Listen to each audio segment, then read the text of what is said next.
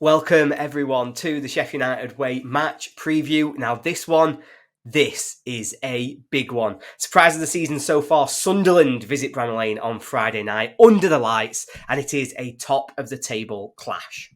Ole, ole, ole. Ole, ole, ole. Ole, ole, ole.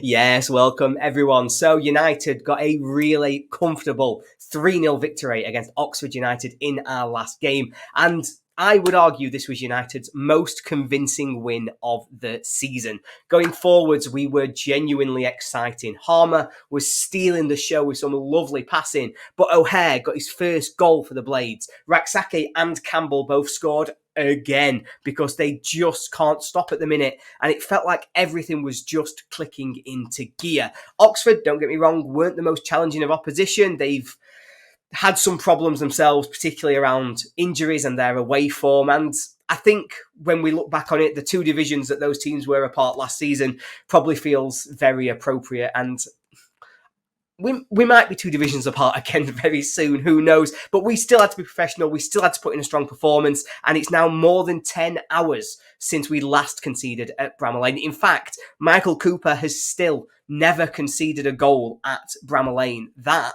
is a ridiculous record, bearing in mind it's the end of November. And he joined us in the summer transfer window. And he's been number one all the way through. What a defensive record we've got at the moment. Whereas Sunderland, they laboured to a 0-0 draw at home to West Brom. Don't get me wrong, that's not a bad result. That's a pretty good result, you would say, on most days. But that's now 5 draws in a row for the Black Cats. They went, I think, 5 points clear at the top of the table just before the last international break. They are now down to 4th as a result of those consistent draws and being unable to put away their opposition. Now, before we go into our team news, let's thank our video sponsor, Panenka Bar and Grill. Now, they are our official pre- and post-match bar. They show all live matches, and it has private boxes where you can enjoy everything about different sports as well. It's the perfect place where you can meet your friends after work on a Friday evening, and then you can just walk yourself down to beautiful downtown Bramall Lane for that sort of 8 o'clock kickoff that we've got on Friday. You will find Panenka at the entrance to New Era Square, just a 2 to 5 minute walk away from Bramall Lane. Now, let's talk about Blades team news and get a predicted lineup for this game. Oh, Blaster. Oh, we've talked it to death. I know Hal talked about it on the last preview, but I have to get in my own sort of heartbreak that he's having to suffer through this at the moment. It's horrible for him to be out for the season as such a young player, having broke into the squad as such a key man. It's a massive loss, both for him personally, but for us as a club as well. We wish him a huge speedy recovery, and I, for one, cannot wait to see him once again wearing red and white, probably wearing that captain's armband once again for United.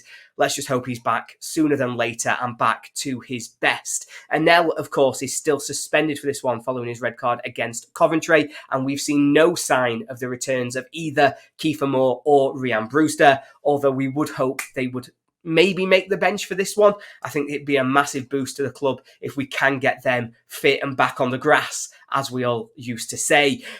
Let me know what you think. Let me know what your predicted team news is for this one. I'm going to go with a pretty predictable Sheffield United starting 11. It'll be Michael Cooper in goal. I think this one, despite an impressive showing from 𝗍𝗏, don't get me wrong, he was great against Oxford.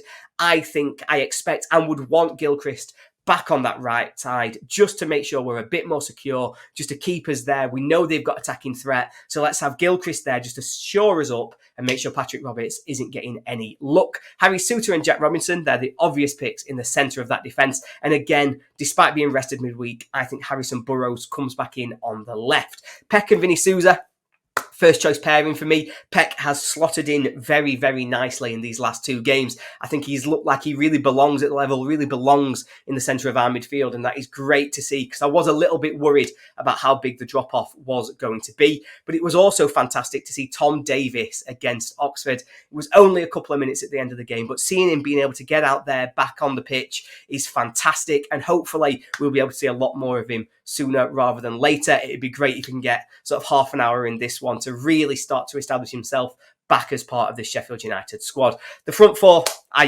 referenced it before, these pick themselves because they've been fantastic since the international break. These last 2 games, scoring 5 goals, all of them split between them. it's very obvious. It's got to be 𝗍𝗫𝗍, Callum O'Hare, Gus Harmer, and the big man up front, 𝗬𝗏𝗏 𝗵𝐵𝐵. 5 goals in his last 6 games. There's just no stopping him. As I say, let me know what team you would pick in the comments below. Now, to run us through the Sunderland team news and how they're looking through the season so far, we've got Graham Falk from the 𝗤𝗏𝗏 Sunderland podcast. Hello, my name is Graham Falk. I am the host of the 𝗤𝗏𝗏 podcast, which is a podcast about a football club I am very proud to align myself with, yet have absolutely zero control over, which is probably a bit of a problem. Sunderland AFC, who of course are visiting Sheffield United yourselves, another team that wears red and white, on Friday? Yes, Friday.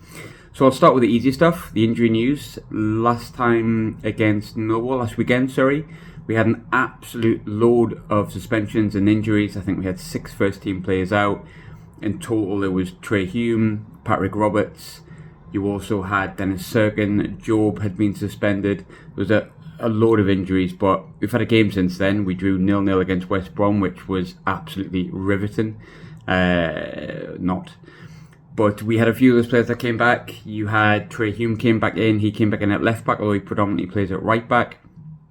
Job returned from suspension. On top of that as well, you had players on the bench that were injured. Leo Yelder, Nazari Rusin, players who don't really play too often, but they were missing against Millwall and not part of the squad, which would have been quite handy, I suppose, at the time. There was no place back for Dennis Serkin yesterday. He was still missing the game. On top of that, there's still no Romain Mundle. He looks like it's going to be out for a little while. And there's also Alan Brown, who's going to be injured for quite a bit if the rumours that he has broken a bone in his leg are correct. We've drew our last 5 games. The last 5 games have had extenuating circumstances, shall we say. As I said before, the Millwall game, a lot of players were out. Last night we completely dominated against West Brom, but just didn't have the killer touch or the finishing touch.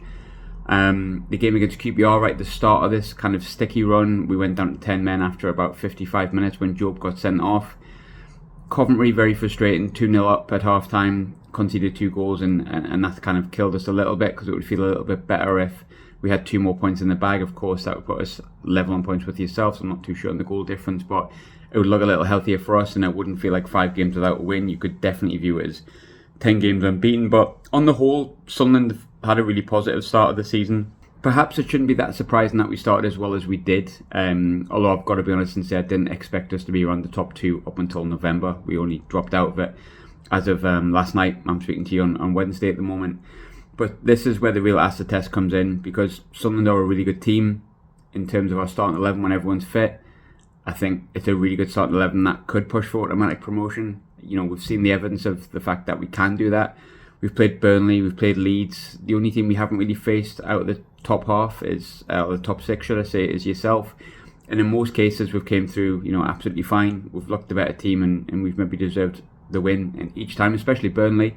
And I think we were thoroughly deserving of the draw against Leeds United as well. The squad's been stretched a little bit here. We're getting some players back, but our squad is probably not as strong as yourselves. It's probably not as strong as Leeds.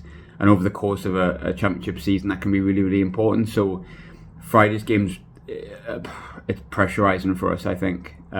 It's a difficult game, probably the most difficult of the season on paper. So getting the result, if that means that we have 6 draws in a row and get a point at Sheffield United, I'll be honest, I'll snap your hands off for that. Hopefully we can do it. Hopefully it's us and yourselves and not Leeds. I'm sure you'll agree with me on that as well on top of that. But, a long, hard season to go. So far, so good. Could have been a little bit better in recent weeks, but I'm not going to complain too much as a Sunderland fan. I'm used to not having, a little to complain about. I'm used to having quite a lot to complain about, and thus far it's not been too bad. Very happy. Thank you so much for that, Graham. I think it's going to be a really difficult game, hearing about some of the players they've got coming back. Let's hope that maybe they're a bit rusty. Let's look at it that way. Now, the referee for this game is going to be Gavin Ward. He's reffed 12 games so far this season and has issued a very high 4.18 yellow cards per game.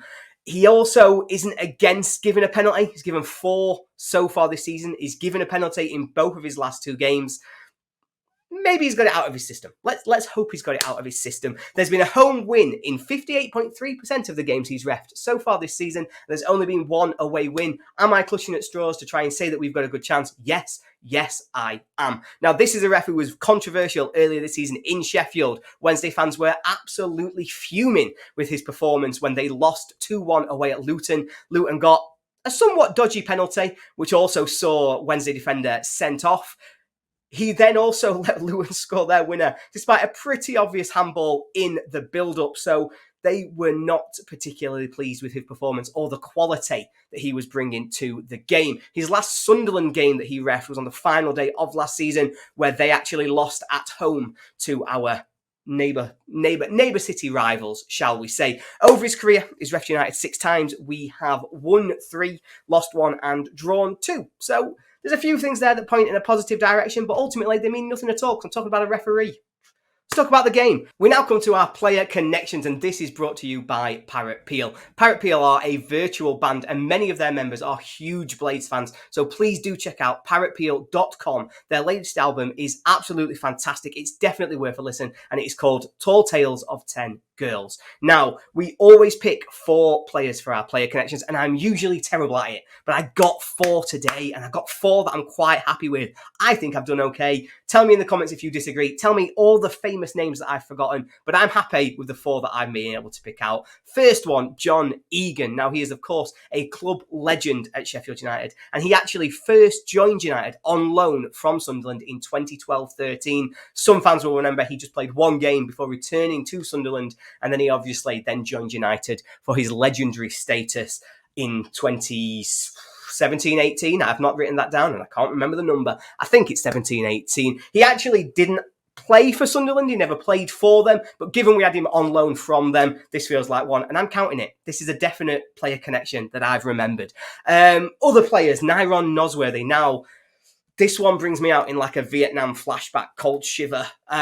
He recently, I was playing a game with some of my friends who support different football teams, and we decided to do a game of what's the worst 11 of players that's ever played for your club. I put NYRON NOSWORTHY in mine because I thought he was absolutely dreadful at Bramall Lane. He was instrumental in our relegation for League One, and yeah, I just thought he was an utter disaster for all the time he was at United. But he was great for Sunderland. 114 times he played for them. Very well regarded by everybody at the Stadium of Light. He actually won their Player of the Season in 2006-2007. So certainly has better memories on one half of this game than the other.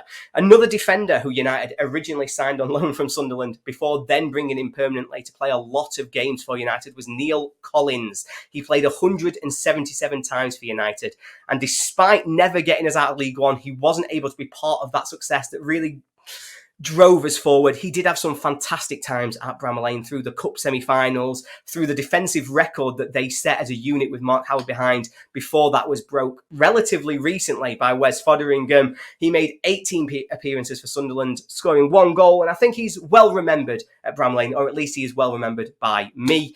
The final one is Phil Bardsley. Now, he's another one who is much better remembered for his time at Sunderland than he is for his time at Bramall Lane. He spent 16 games on loan at United, joining us from Manchester United, and we did actually have a deal in place to sign him on a permanent deal at the end of this loan. However, that one never came off because instead he agreed a permanent deal to sign for Sunderland, where he carried on with them for the next 6 years, playing predominantly in the Premier League, 174 times for the club. He again won Player of the Year for Sunderland in 2010-11, but unfortunately the end of his time at Sunderland is not well regarded as discipline issues and the old Twitter got him in a little bit of trouble. They're the names that I came up with. Let me know yours. Tell me in the comments all the famous ones I've forgotten, because I am historically terrible at remembering players who've played for both. And finally, we come to our score predictions. Now, if you would want your score prediction to be featured as part of this video, if you also want a massive bonus, a fantastic conversation that we get in our group chat, as well as many other benefits, please do help us by joining patreon.com/Sheff United Way. It helps us to continue. It helps us do what we do. And we love the little community that we're starting to build to talk all about the Blades. Now, what have they gone for in terms of the score predictions? James has actually betrayed us. He might have to get kicked out of the group chat. He thinks that it's going to be a 2-1 Sunderland victory at Bramall Lane on Friday. Adam has gone for a boring 0-0 draw, whereas Jono and Hal both think there'll be goals, but it'll still be a draw. They've both gone 1-1. Everybody else is fancying our chances. They all are predicting Sheffield United victories. Paul thinks we'll win 1-0. Steve agrees. He also thinks it will be 1-0. Nick, the boss, he's gone for 2-1 to United, while Ant and Ray think that, of course, we won't concede any goals and we'll actually win 2-0. Now, I'm the tiebreaker here because none of those scores has actually got a majority. We've got 2 people predicting 1-1, 2 people predicting 1-0, and 2 people predicting 2-0. I am sadly going to put myself down as a 1-1. I think this is a really difficult game. I think the players that Sunderland have got coming back into their team are really dangerous and will make them a much different team to the one who've seen these 5 draws in a row. I think as well, 3 games in a week with the fitness issues and the availability issues that United have got, we'd be pretty happy to end this one with a draw in this huge game. So there it is, everybody. Thank you so much for joining me ahead of what is a massive game against Sunderland on Friday night. This is possibly the biggest of the season so far at Bramall Lane. It's a top of the table clash. We're playing against a team who's been in fantastic form, and if we can win this one, we really do cement ourselves as one of the best teams in the league. Thanks so much again for joining me, and I look forward to seeing you at the game. Up the Blades.